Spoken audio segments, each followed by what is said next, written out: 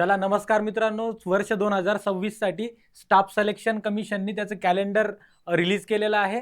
आता भरपूर पोरांना माहित नसेल स्टाफ सिलेक्शन कमिशन काय आहे. तर स्टाफ सिलेक्शन कमिशन म्हणजे सेंट्रल गव्हर्नमेंटच्या ज्या एजन्सीज आहेत, मिनिस्ट्रीज आहेत किंवा दिल्ली पोलीस आहे, याच्यामध्ये कर्मचारी ग्रुप बी ग्रुप सी चे ऑफिसर, त्याच्यानंतर नॉन नॉन टेक्निकल स्टाफ, त्याच्यानंतर मल्टीटास्किंग स्टाफ, त्याच्यानंतर क्लरिकल स्टाफ किंवा ऑफिसर लेवलचे पद, एवढे स्टाफ सिलेक्शन कमिशन सेंट्रल गव्हर्नमेंटसाठी रिक्रूट करणारी एजन्सी आहे. तर आता लेटेस्टमध्ये 2026 मध्ये ज्या पण वॅकन्सीज आहेत त्याचं कॅलेंडर स्टाफ सिलेक्शन कमिशननी अंदाजे एक्झाम कधी होईल, वॅकन्सीज किती असतील वगैरे वगैरे त्यांच्या वेबसाईटवर टाकलेला आहे. हा व्हिडिओ त्याबद्दलच आहे. त्याच्या अगोदर सर्वात महत्त्वाचं की 80,000 प्लस जागा येतात का सर एका वर्षात? तर हेच एक बघूयात आपण की 80,000 प्लस जागा येतात का? तर व्यवस्थित बघा की मेजर ज्या एक्झाम आहेत स्टाफ सिलेक्शन कमिशनच्या, ज्या 2025 मध्ये झाल्यात, तुम्ही जर याचा जरी अंदाज घेतला की अंदाजे आता मेजर 5 एक्झाम्स घेतलेलो आहे मी स्टाफ सिलेक्शन कमिशनच्या मेजर 5 एक्झाम्स घेता, ज्यासाठी प्रत्येक मुलगा एलिजिबल असतो जवळजवळ. तर त्याच्यात जर वॅकन्सी आपण बघितल्या तर तुम्ही बघू शकता की सर्वात महत्त्वाची एक्झाम स्टाफ सिलेक्शन कमिशन सीजीएलची घेतं, जिथं का ग्रुप बी अँड ग्रुप सीचे ऑफिसर्स सिलेक्ट केले जातात. जसं GST inspector, income tax inspector, सेक्रेटरिएटमध्ये एएसओ, मिनिस्ट्री ऑफ एक्सटर्नल अफेअर्समध्ये एएसओ, खूप छान छान गॅझेटेड नॉन गॅझेटेड पोस्ट राहतात. त्याच त्यांनी 14,500 मागच्या वर्षी घेतलेल्या आहेत. मागच्या वर्षीचा ट्रेंड बघतोय आपण. त्याच्यानंतर सीएचएसएलच्या त्यांनी जवळजवळ 3200 वॅकन्सी घेतलेल्या आहेत, जवळजवळ म्हणायलो. आणि हे जीडीच्या त्यांनी जवळजवळ 53,500 वॅकन्सीज मागच्या वर्षी घेतलेल्या आहेत. त्याच्यानंतर फेसच्या थोड्या कमी होत्या मागच्या वेळेस, फेस 13च्या. त्याच्यानंतर एमटीएसच्या 8,000 प्लस वॅकन्सी घेतलेल्या आहेत. दिल्ली पोलीसमध्ये कॉन्स्टेबलच्या 7,500च्या जवळपास घेतलेल्या आहेत. आणि त्याच्यानंतर दिल्ली पोलीस सब इन्स्पेक्टरच्या 3,073 आहे. यांची जरी तुम्ही बेरीज केली तर तुम्हाला एक अंदाज येऊन जाईल की मागच्या वर्षीच एसएससीनी किती जास्त वॅकन्सीज काढल्या. आणि याच्यामध्ये तरी मी मेजर किती एक्झाम घेतलो, 1 2 3 4 5 6 मेजर 6 एक्झामच घेतलो. पण अशा 6 एक्झाम नाहीत, अशा 12 एक्झामवर स्टाफ सिलेक्शन कमिशन रिक्रुटमेंट घेतं प्रत्येक वर्षी. तर मागच्या वर्षी तुम्ही मेजर 6 एक्झामच्या जरी वॅकन्सी ऍड केल्या तरी त्या लगभग 50 ते 70,000 किंवा 70,000 प्लस पण जातील. बघा ना, इथंच 54,000 जागा आहेत जीडीला, 70,000 तर हेच झाले. म्हणून मी म्हणतोय की पुढच्या वर्षी 80,000 मिनिमम जागा स्टाफ सिलेक्शन कमिशन काढणार आहे. 80,000 तरी मी कमी आकडा सांगितलो. या जागा 1 लाखापर्यंत पण जातील. तर सर मग कॅलेंडर तर सांगा की नेमका एक्झाम कधी कधी होतील. तेच या व्हिडिओ थ्रू मी तुम्हाला सांगणार आहे. जे पण पोरं स्टाफ सिलेक्शन कमिशनला प्रिपरेशन करतायत त्यांच्यासाठी खूप महत्त्वाची अशी इन्फॉर्मेशन आहे. तर बघा, रफली 2026 मध्ये कोणत्या एक्झाम कोणत्या महिन्यात होतील असं एक कॅलेंडर आलेलं आहे. आणि आपल्या फोकस एक्झाम कोणत्या राहतील त्याबद्दल आपण या व्हिडिओमध्ये चर्चा करणार आहोत. बघा, आता हे डिपार्टमेंटल एक्झाम आहे, जेएसए एसएसएच्या आणि एएसओ, ह्या पण डिपार्टमेंटल एक्झाम आहे. या 3 एक्झाम एसएससी घेणार. हे डिपार्टमेंटल पोरांसाठी महत्त्वाचं राहतं.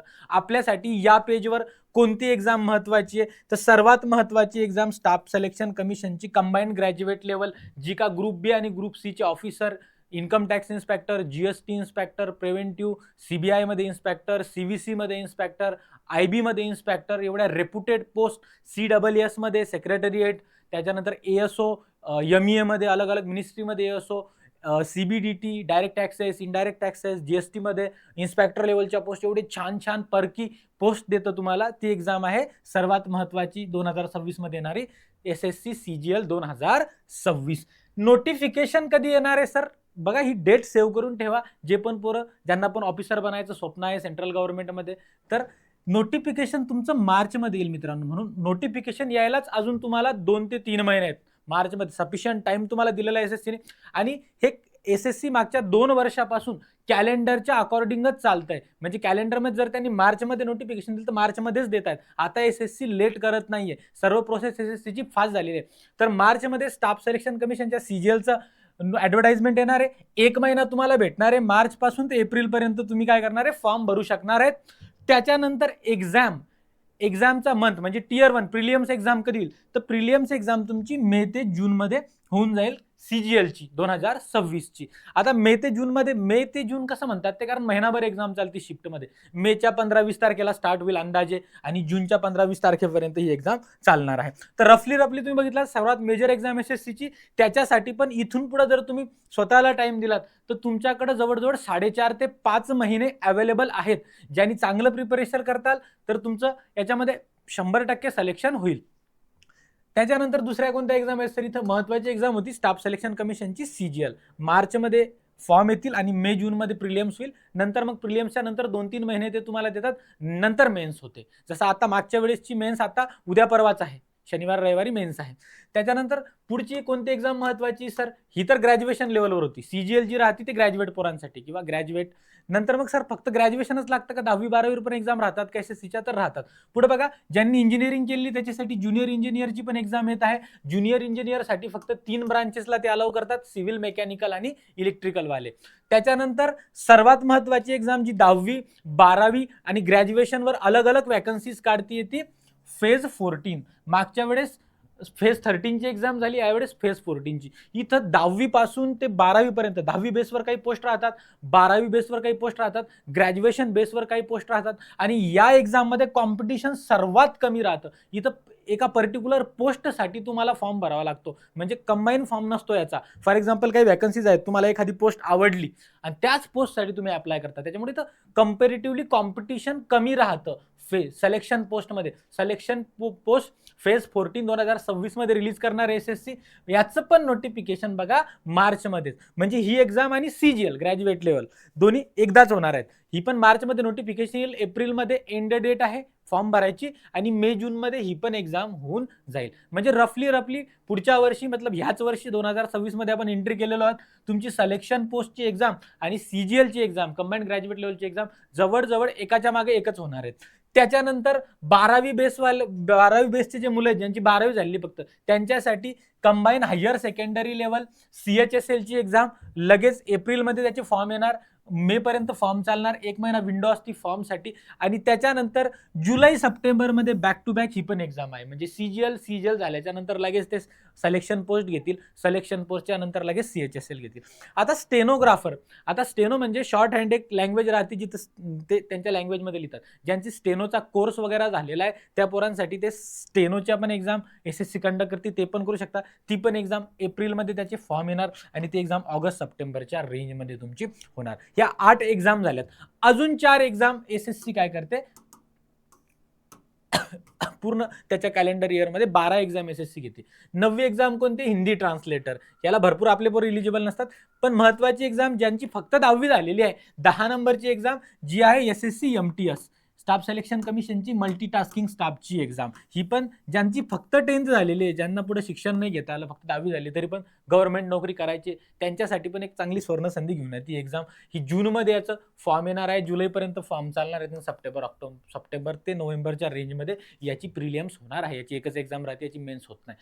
त्याच्यानंतर सब इन्स्पेक्टर, ज्या मुलांना वर्दी आवडते, वर्दी तर तशी तुम्हाला सीजीएल थ्रू पण भेटते. ज्या मुलांना दिल्ली पोलीसमध्ये जायचंय, कुठं, दिल्ली पोलीसमध्ये, दिल्ली पोलीस किंवा जे आर्म फोर्सेस राहतात आपले, त्याच्यामध्ये जायचंय, त्यांच्यासाठी पण दिल्ली पोलीस किंवा सीआरपीएफ वगैरे मध्ये जायचंय, कॉन्स्टेबल पदावर जायचंय किंवा सब इन्स्पेक्टर पदावर जायचंय, त्याच्यासाठी पण एक्झाम एसएससीच कंडक्ट करते. ती पण एक्झाम तुमची मे मध्ये त्याचा फॉर्म येईल, जून पर्यंत फॉर्म चालतील, ऑक्टोबर नोव्हेंबर मध्ये ही एक्झाम होणार. आणि सर्वात जास्त वॅकन्सीज ज्या एक्झाम मध्ये निघतात स्टाफ सिलेक्शन कमिशनच्या, ती आहे जीडी, जनरल ड्युटी. तर जनरल ड्युटीच्या दरवर्षी 50,000 तरी जागा निघतात. मागच्या वर्षीच तुम्ही बघितलं की 55,000 प्लस जागा होत्या. तर ही पण एक्झाम खूप महत्वाची आहे, खूप मुलांचं स्वप्न राहतं. एसएससी जीडी खूप चांगली पोस्ट पण आहे.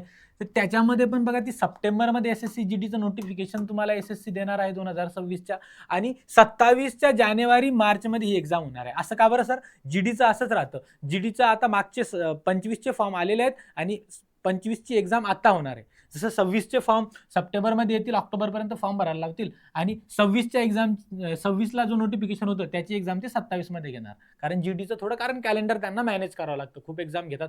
तर एवढ्या 12 एक्झाम तुम्हाला प्रिपरेशन करण्यासाठी आहेत. या 12 एक्झामसाठी तुम्ही इलिजिबल आहात, त्या एक्झाम तुम्ही देऊ शकतात. मेन एक्झाम कोणत्या कोणत्या मी तुम्हाला पुन्हा एकदा हे करून देतो. सीजीएल एक महत्वाची एक्झाम आहे याच्यामध्ये, त्याच्यानंतर सीएचएसएल, त्याच्यानंतर सिलेक्शन फेज, या 2-3 झाल्यात, त्याच्यानंतर एमटीएस 4 आणि दिल्ली पोलीस 5 आणि जीडी 6. 12 पैकी 6 एक्झामला जवळजवळ सर्वच मुलं इलिजिबल असतात ज्यांची डिग्री झालेली आहे. जवळजवळ सर्व मुलं एलिजिबल असतात.